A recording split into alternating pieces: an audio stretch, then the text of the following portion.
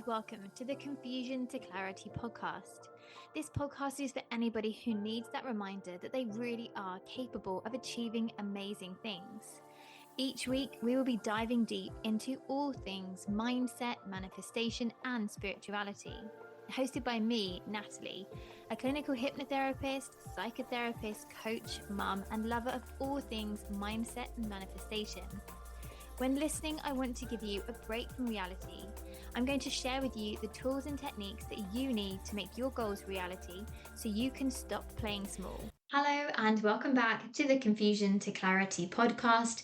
I hope you are all well and have had an amazing week. So this week's episode is unsurprisingly inspired by conversations from the therapy room and topics that come up and things that we talk about, because I often feel that if they're coming up in the therapy room, then these conversations are probably going to help and resonate with so many others as well. When I'm working with clients, predominantly they come to me with feelings of anxiety. Now, anxiety, if you imagine, it's a bit like a pyramid. The top of the pyramid are the anxious symptoms that are present that are causing you to reach out. But it's everything underneath that that is triggering the anxiety. And that can come from lots of different things. But often the anxiety is caused by relationships. That could be new relationships that you find yourself in, breakdowns of relationships, situationships. That's kind of words to say there. Dating, you name it.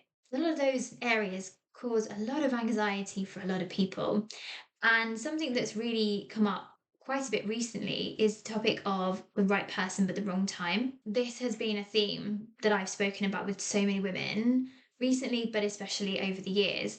And I thought, do you know what? This could make a good episode for the podcast. I feel called to share it. So here we are.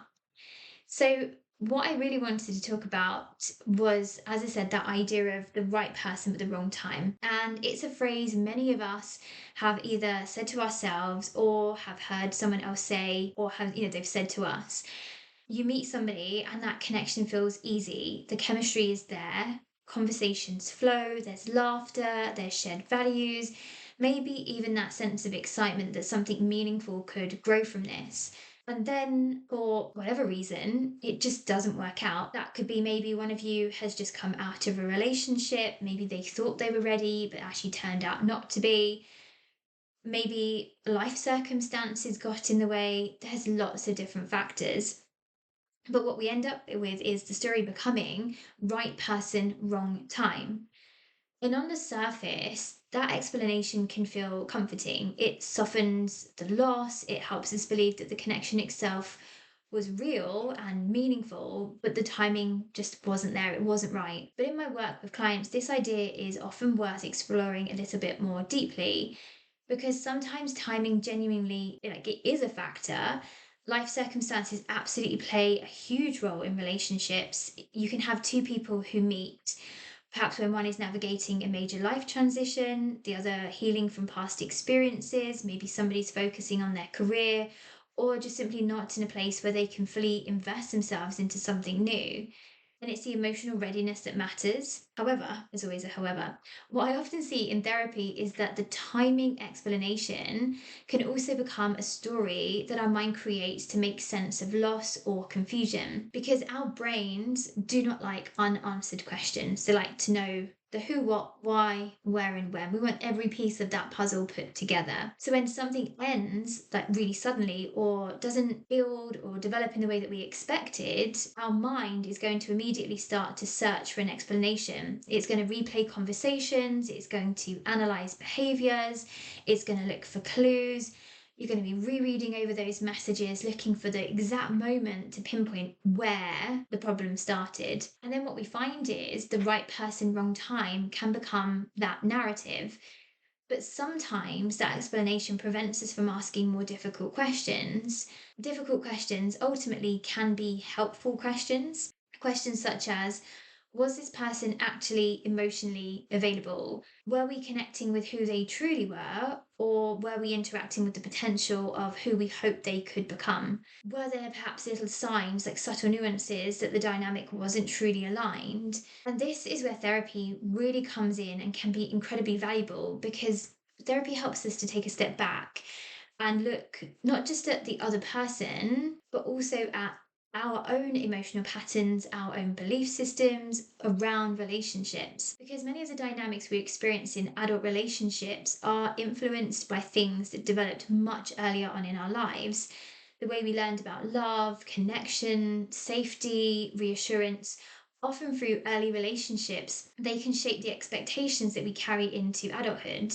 So, for example, if someone grew up in an environment where love felt inconsistent or unpredictable, then they may unconsciously associate emotional intensity with uncertainty around and with attraction. If someone perhaps developed a belief that they have to work hard to earn love or approval, then they may find themselves constantly drawn to connections where they are continuously having to try and prove their worth or secure someone's attention.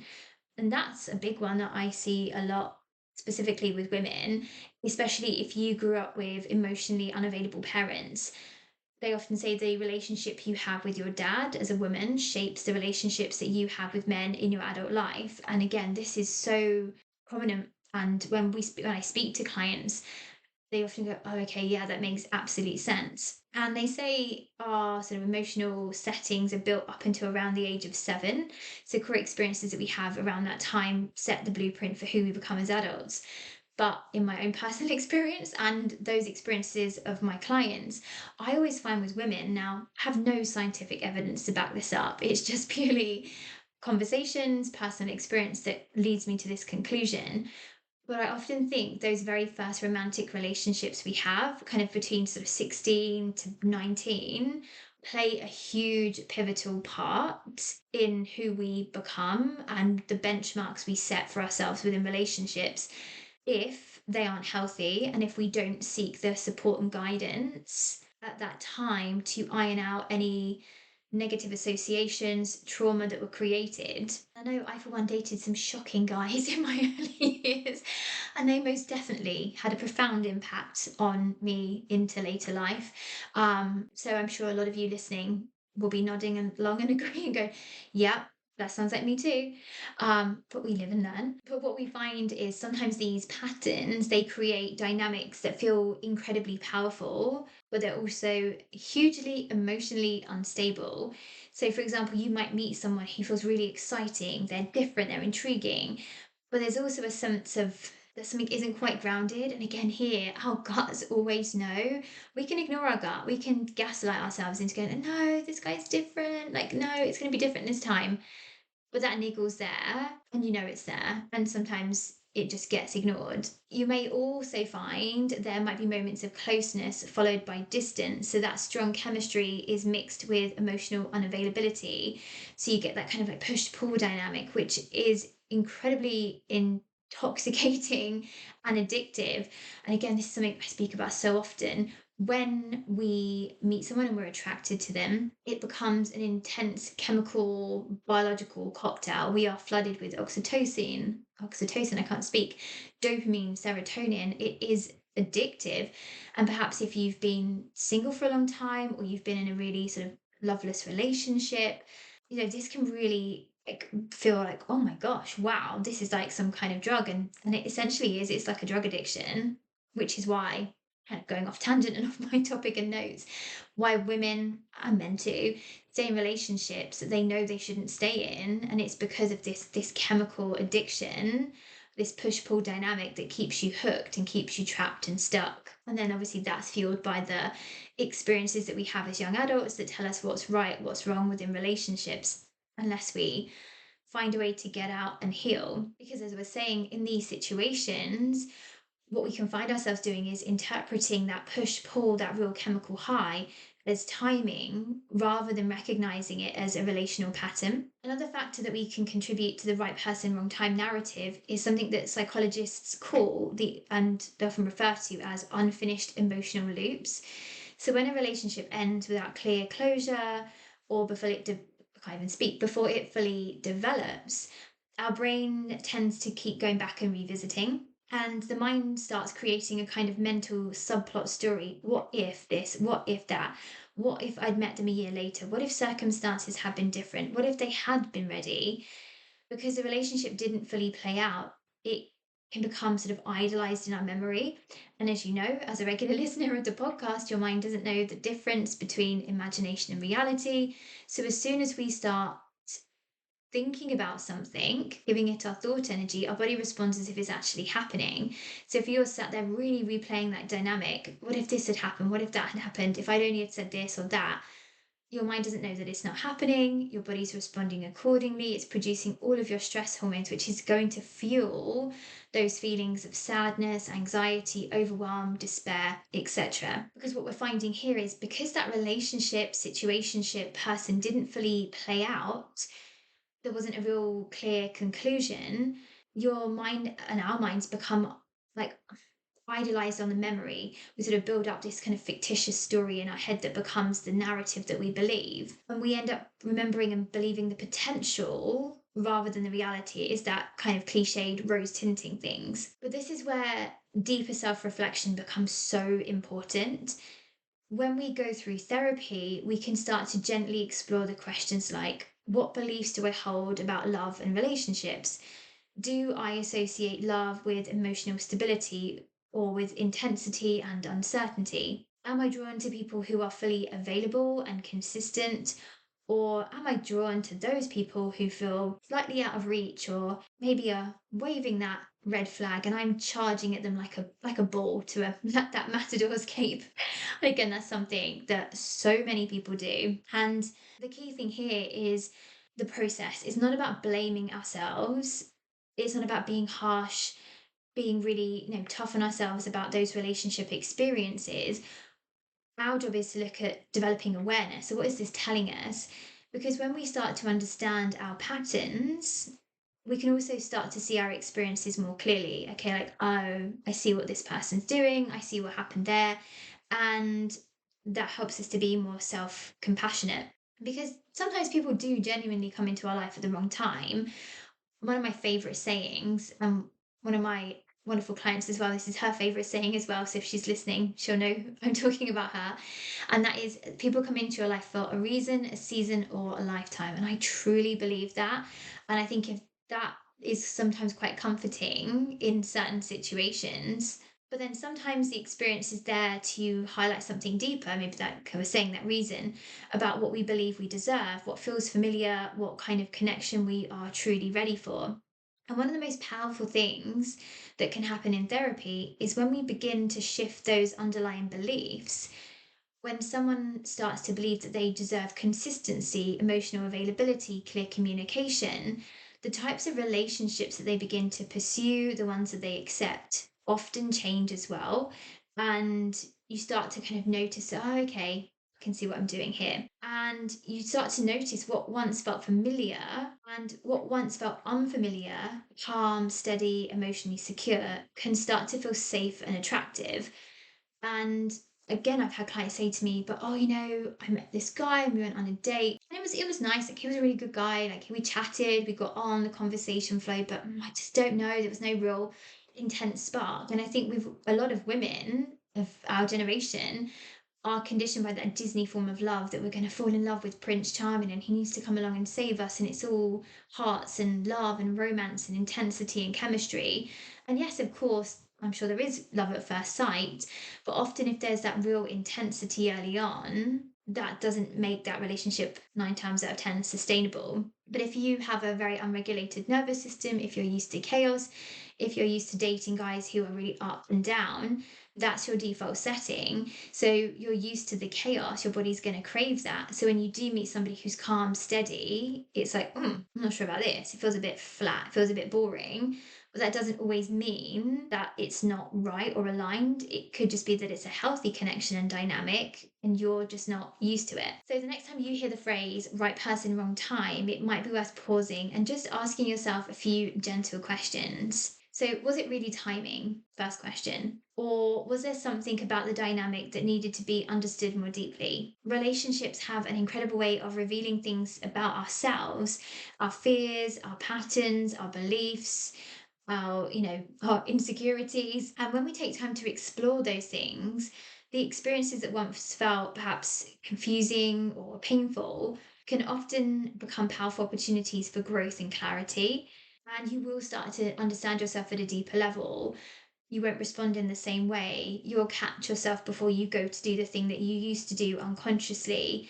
Things will register in your mind a lot quicker, like, oh, hold on a second. I'm not sure about that. How did that make me feel? And gives you that guidance system to check in with yourself. So, if this episode, this topic is resonating with you, this is something that I explore so often with clients, as I've been mentioning. And a lot of time, people just come to me in therapy thinking that they've just had bad luck in relationships or they keep meeting the wrong person at the wrong time. But when we start to really unpick things and really sort of dive deeper, that's when we often uncover the patterns, the beliefs about love, the past experiences, the lack of worth, the feelings of rejection, emotional safety. And it's those beliefs, those experiences that are playing out underneath the surface, influencing the kind of dynamics that we find ourselves, that they find themselves in on a daily basis. So, together in sessions using a combination of psychotherapy, hypnosis, and coaching, what we start to do is gently identify those beliefs, those emotional blocks. Sometimes it's a belief that love has to feel intense to be meaningful. Sometimes it's a fear of abandonment that makes us feel uncertainty or that feels unfamiliar. Sometimes it's simply that we've just never really paused long enough to understand what truly emotionally available relationships look like, and even perhaps identifying what we want and not what we've been conditioned to feel we should want or crave or need. But when those patterns begin to shift, what we notice is something really interesting happening. People often start to notice that the connections that they're drawn to change. The push pull dynamics that once felt exciting may start to feel exhausting, and relationships that are calm, consistent, and emotionally secure start to feel so much more attractive. And that's usually the point where people realize that once, and that's usually the point where people realize that what once looked like bad timing may actually have been something completely different. So, if you've ever found yourself looking back on a relationship and wondering whether it was the right person at the wrong time, it might be worth asking yourself a slightly different question. Was it really timing? Or was it that experience showing you something about what you needed to learn? Was it showing you where you needed to heal? Was it showing you something you needed to understand about yourself first and at a deeper, more intrinsic level? Because relationships always have a way of acting as mirrors. They will reflect back our beliefs, our fears, our hopes, and sometimes even part of ourselves that still need attention. And that's sometimes the hardest part. And when we take time to explore that, we then see that those almost relationships can actually become incredibly valuable experiences that we learn so much from. They can help us get clearer on what we truly want, what we deserve, what a healthy connection looks like, and really develop those boundaries as well. So, if this is something that you've been thinking about in your own life, just know that you are most definitely not alone. It's a theme that comes up so often, and it's something that can become so much clearer when you start to explore it with a bit of curiosity rather than criticism. So, I really hope you have enjoyed this episode. I hope you found it useful. If you have, share this with somebody else who you feel may benefit from it. Also, please leave a review if you haven't already. Subscribe. It really helps me to get the podcast out to more people. And also, if you subscribe, then you'll be notified of new episodes when they are released. If you are interested in working with me, all my details will be linked below, as well as all my other contact details and resources that I have to offer. So I hope you have an amazing week, and I look forward to speaking to you all again soon. Take care.